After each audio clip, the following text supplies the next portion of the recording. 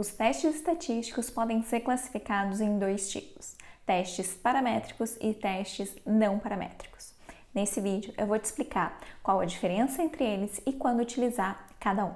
Seja bem-vindo, eu sou a Mariana Goldin, sou bióloga, doutora em Ciências da Saúde, professora e criei esse canal justamente para facilitar a tua vida acadêmica, para que tu consiga desenvolver uma pesquisa com mais segurança e qualidade. Bom, então, os testes paramétricos, vamos começar por ele.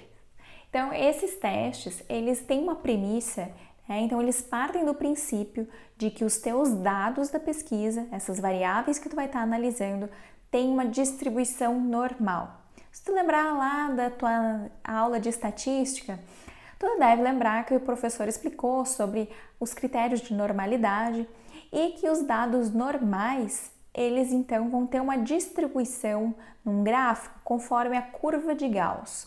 Lembra? É aquela curva que faz uma forma de um sino, onde no centro os dados estão mais concentrados e a gente vai ter menos dados, menos participantes da pesquisa, menos dessas informações que foram coletadas nos extremos. Então, poucos dados com valores mais baixos e poucos dados com valores altos e o restante bem centralizado.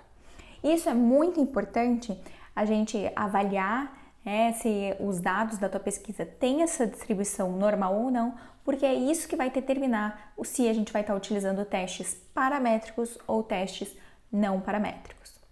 Se os teus dados apresentarem essa distribuição normal, a gente então vai escolher os testes paramétricos. Isso porque os testes paramétricos vão estar comparando os grupos justamente a partir da média e do desvio padrão desses grupos. Então, por isso, a gente precisa que esses dados tenham uma distribuição normal para que essa informação descritiva, que é a média e o desvio padrão, seja de fato representativo desses dados. Então, se tu vai estar descrevendo teus dados e eles têm uma distribuição normal, tu pode utilizar a média e o desvio padrão, que essas informações vão estar realmente descrevendo, vão ser representativas para tu estar apresentando os teus dados descritivos. Se vocês quiserem, eu posso fazer um outro vídeo explicando quais os critérios que a gente deve estar utilizando para considerar que os teus dados têm uma distribuição normal ou não. Deixa aqui nos comentários que eu posso estar fazendo depois para vocês esse vídeo. E quando é que a gente utiliza os testes não paramétricos? Quando os dados não têm distribuição normal.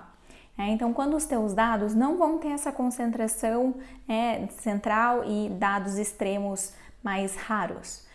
Quando os teus dados têm uma distribuição heterogênea, então se a gente colocasse num gráfico de dispersão, a gente poderia ver, ou num histograma, a gente poderia ver que os dados estão distribuídos ao longo do eixo sem ter um padrão de agrupamento. Não vai poder estar utilizando o média e desvio padrão como uma maneira de estar descrevendo esses dados. Para isso, a gente vai precisar utilizar outra maneira de descrever esses dados, que é a partir da mediana e do intervalo interquartil. E justamente são essas informações que os testes não paramétricos utilizam para fazer comparações entre os grupos. Então, isso é muito importante. Os testes paramétricos e não paramétricos não são melhores do que outros. Existem testes justamente equivalentes. Testes onde a gente compara 2 grupos, 3 grupos ou mais, correlações. A gente sempre vai ter um relacionado num teste paramétrico e num teste não paramétrico para que tu possa fazer as análises mais adequadas aos teus dados da pesquisa. Se tu ficou com alguma dúvida, pode deixar aqui nos comentários. Aproveita e assiste também esses meus outros vídeos aqui da playlist sobre análise estatística e gráficos para que tu possa estar interpretando os dados da tua pesquisa com mais segurança. E aproveita e se inscreve aqui no canal também. Te espero no próximo vídeo.